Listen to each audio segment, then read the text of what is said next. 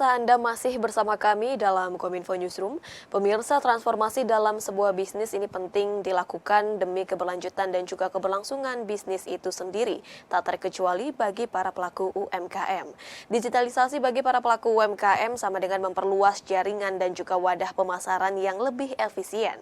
Namun demikian, banyak para pelaku UMKM yang belum memanfaatkan perkembangan teknologi untuk menggunakan digitalisasi sebagai moda penjualan mereka. Mengapa demikian? Kita akan membahasnya hari ini bersama dengan Bapak Julius selaku Deputi Bidang Usaha Mikro Kemenkop UKM. Selamat malam Pak Julius. Selamat malam Bu Bilkis. Baik, Pak Julius berbicara mengenai pemanfaatan digitalisasi bagi para pelaku UMKM. Mengapa para pelaku UMKM ini harus beralih ke digital begitu Pak? Apa urgensinya bagi mereka untuk bertransformasi digital? Oke, saya mau mulai dengan kasus COVID kemarin. Kasus COVID kemarin yang membuat digitalisasi UMKM terlihat jelas begitu pentingnya. Kan waktu itu 3 tahun yang lalu bahwasannya ekonomi lockdown dan masyarakat susah untuk pergi ke ketemu secara offline. Dan juga di sini ada dua yang terkena. Pertama, UMKM-nya sebagai pebisnis dan juga masyarakatnya. UMKM-nya karena ada lockdown sehingga mereka tidak bisa berjualan dengan semudah mungkin. Kedua, mereka pebisnis untuk mencari bahan baku, bahan mentah untuk membuat suatu barang yang untuk dijual juga terhambat.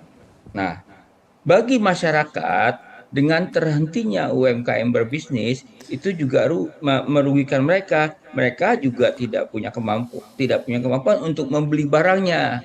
Nah, dengan adanya COVID ini, blessing akhirnya masyarakat UMKM memanfaatkan ekonomi digital untuk berjualan.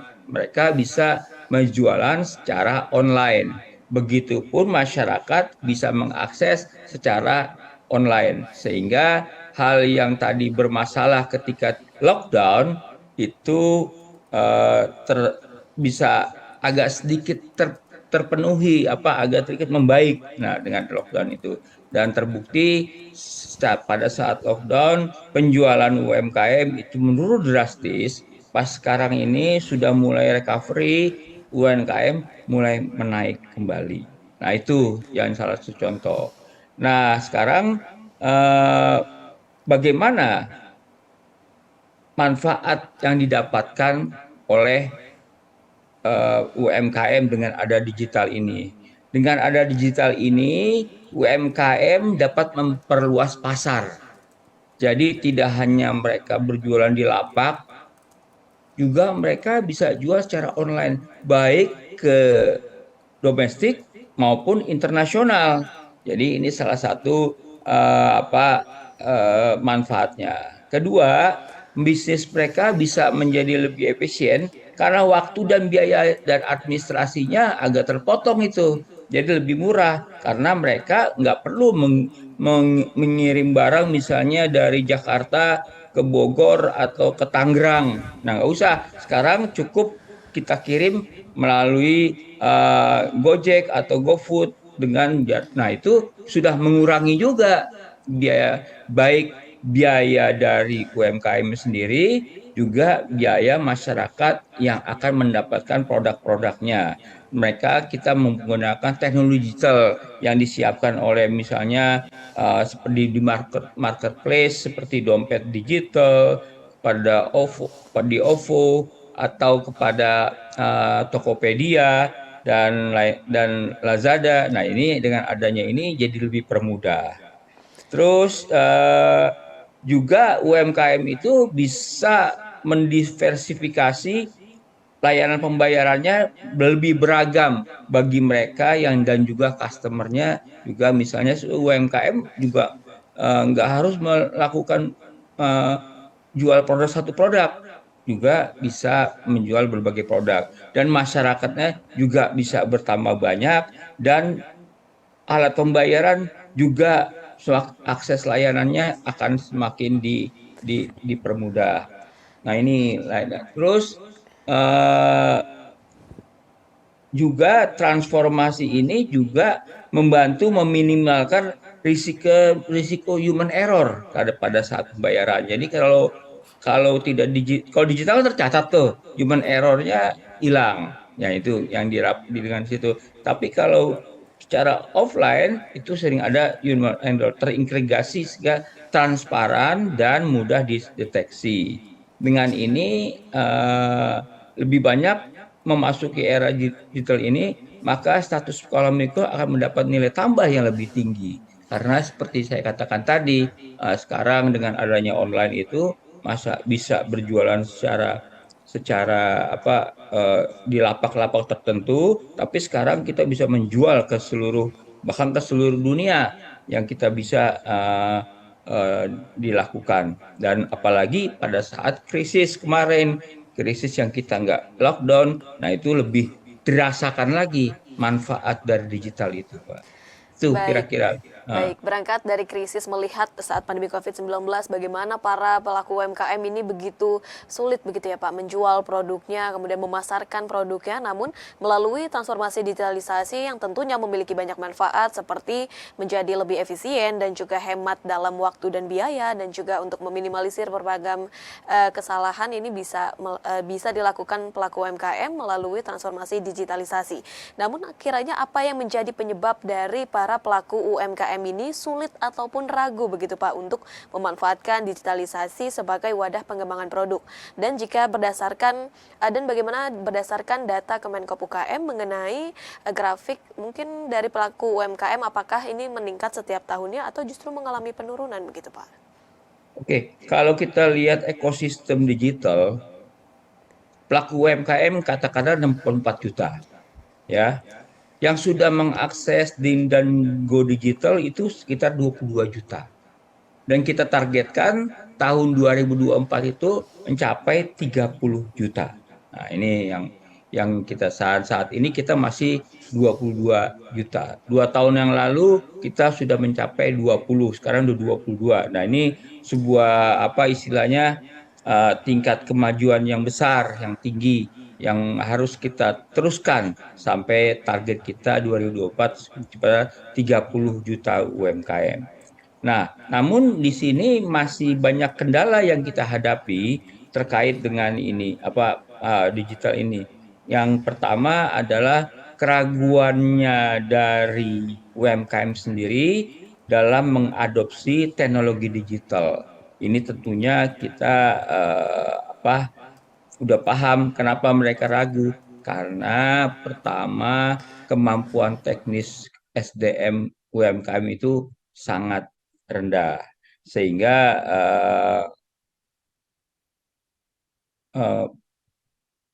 dengan rendahnya ini mereka tidak berani berjualan dengan digital. Kedua,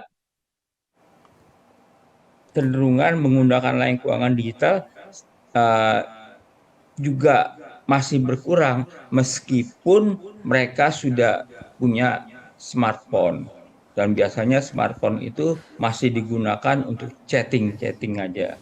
Nah, ini juga ada lagi yang ketakutan bahwasannya banyak penipuan dalam penjualan digital ini. Dan memang kita hadapi untuk itu. Dan banyak penipuan itu sehingga kita harus memitigasi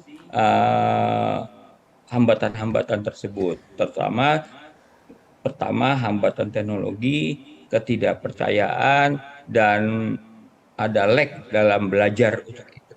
Gitu. Baik, sehingga terlihat masih ada keraguan dari para pelaku UMKM dalam mengadopsi teknologi digital dan juga dengan rasa kepercayaan itu sendiri ya Pak Julius. Ya. Kemudian bagaimana upaya yang dilakukan oleh Kementerian Kemenkop UKM ini dalam menjalankan peta jalan digitalisasi UMKM yang telah disusun oleh Kemenkop UKM? Kita punya 4 strategi dalam peta jalan itu, yaitu pertama kita peningkatan literasi digital UMKM yang telah berupaya kita dorong supaya mereka paham. Nah, kita melakukan pelatihan, dengan di kementerian sendiri, juga kementerian lain, dan juga memanfaatkan swasta seperti OVO, juga kepada apa Goto, dan juga kepada Lazada. Nah, kita bekerja sama memberikan literasi digital. Ya. Kita bekerja sama bagaimana memanfaatkan digital, kita memberikan bimbingan teknis untuk itu. Eh, itu Baik, yang bentuk kita. ya. Untuk Hmm. bentuk pelatihannya seperti apa Pak Julius yang diberikan oleh Kemenkop UKM? Ya, bentuk pelatihannya pertama, ya mohon maaf nih kalau UMKM itu buka komputer mungkin belum, harus Baik. diajarin. Ya. Terus masukin barangnya ke platform itu juga diajarin, ya. Terus kedua, bagaimana supaya masuk dan terseleksi dengan baik itu kita ajarin, dan masyarakat juga gitu kita ajarin bagaimana dia bisa mengakses ke platform-platform yang ada. Nah, ini yang kita lakukan gitu, Bu. Baik, baik melalui literasi digital maupun pelatihan secara langsung kepada pelaku UMKM ini tengah digalakan oleh Kemenkop UKM. Kemudian Ya. Pak Julius, Presiden Joko Widodo juga mendorong pembangunan ekosistem digital UMKM yang harus dari hulu ke hilir. Lantas seperti apa konsep pembangunan digital UMKM dari hulu ke hilir yang tengah dicanangkan oleh Kemenkop UKM? Jadi dari hulu ke hilir ini ada 7 aspek, Bu. Ya, pertama aspek pasar, akses pasar. Nah, dalam akses pasar ini kita mendorong bagaimana supaya UMKM bisa masuk ke berbagai pasar. Nah, tentunya dengan digital ini bisa lebih lebih mudah masuk ke pasarnya, juga pasar online maupun offline. Nah, kita informasikan, Nah, misalnya masuk ke Lazada, masuk ke Goto, masuk ke banyak platform-platform yang lain yang bisa kita akses. Kedua, kita pemantauan kualitas produksi. Nah, produksinya itu juga kita pantau, dan bekerja sama dengan lembaga-lembaga yang punya platform itu. Mereka kita minta sama-sama melakukan, kalau kualitas barang yang tidak baik, nah kita juga jangan main terima saja. Nah, itu kan juga yang dilakukan. Terus aspek keuangan, aspek pembiayaan juga kita mendorong mereka memanfaatkan misalnya kredit usaha rakyat, memanfaatkan crowdfunding untuk meminjam. Nah, ini kita sudah buat aturannya agar mereka bisa bisa bisa masuk. Dan aspek manajemen organisasi juga kita dorong, di UMKM tersebut kita berikan pengajaran agar mereka bisa onboarding dengan baik. Kan kalau sekarang pengajaran itu sangat mudah kita berikan secara online. Yang penting mereka punya kemauan, dan untuk itu kita selalu melakukan sosialisasi. Nah, kapasitas produksi juga kita dorong juga supaya mereka bagus. Kita hubungkan antara pengusaha yang besar dan kecil, kita koneksikan supaya produksinya bisa terwujud produksi yang lebih lebih baik. Juga supplier, dorong supaya UMKM itu menjadi supplier bagi pengusaha besar. Selanjutnya distribusi dengan adanya ini kan jadi lebih mudah dengan lebih murah, karena apa? Karena ada penjualan barang itu cukup sekarang dengan internet atau apa. Itu kurang lebih begitu. Baik, sehingga pembangunan ekosistem digital UMKM dari hulu hingga ke hilir ini betul diperhatikan sekali oleh Kemenkop UKM, mulai dari Ya. akses pasar online maupun offline hingga bagaimana pendistribusian itu bisa terjadi dan juga bagaimana agar UMKM ini dapat onboarding dengan tepat. Terakhir Pak Julius, apa yang menjadi tolak ukur bahwa UMKM ini sudah terdigitalisasi? Apakah memang terlihat dari payment platform yang digunakan atau karena sudah masuk ke e-commerce ini bisa dijadikan sebuah tolak ukur bagi para pelaku UMKM begitu Pak? Ya, secara umum, ini. Jadi kalau mereka sudah masuk e-commerce, udah digital, maka ini suatu, kalau ada kenaikan seperti tadi tahun 2000, tahun lalu 20 juta. Sekarang udah 22 juta, dan harapannya adalah akhir 2024 30 juta. Nah, ini sebuah tolak ukur kenaikannya. Terus mereka menggunakan digital payment, misalnya OVO, misalnya banyak hal yang lainnya apa Gojek dan lain-lain. Nah, ini mereka semakin bertambah, berarti mereka UMKM terdigitalisasi menggunakan platform digital. Nah, itu juga bukan dengan satu aja, platform digital banyak yang kita harus terus manajemen inventory dan penjualan dengan ada makin baik manajemennya, maka makin artinya mereka makin bagus untuk ini dan juga menggunakan platform media sosial misalnya dengan WhatsApp atau yang lainnya. Terus melakukan penjualan secara digital. Jadi jualan barangnya itu dulu itu pakai online, offline. Sekarang kita dengan ini kita bisa mendeteksi bagaimana mereka berjualan. Apakah makin bertambah atau berkurang dengan memakai digitalisasi ini. Dan juga kita membuat website dan toko online dan kita dorong istilahnya uh, pihak-pihak swasta membuat toko online dan agar UMKM bisa memasukkan ke sana dan juga bisa diakses oleh masyarakat. Gitu, Bu. Baik, sehingga harapannya bahwa para pelaku UMKM ini juga dapat meningkat begitu ya Pak, hingga 30 Ya. juta dan makin banyaknya pelaku UMKM yang berani untuk transformasi digital demi kepentingan dan juga keberlanjutan dari bisnis mereka. Terima kasih banyak sekali lagi Pak Julius selaku Deputi Bidang Usaha Mikro Kemenkop UKM yang telah bergabung bersama kami memberikan informasi mengenai pentingnya bertransformasi digital bagi para pelaku UMKM. Terima kasih banyak Pak, selamat malam, Ya, salam terima sehat kasih Bu selalu. Bilkis. Terima kasih. Dan pemirsa, kami akan kembali dengan informasi yang lainnya. Tetaplah bersama kami dalam Kominfo Newsroom.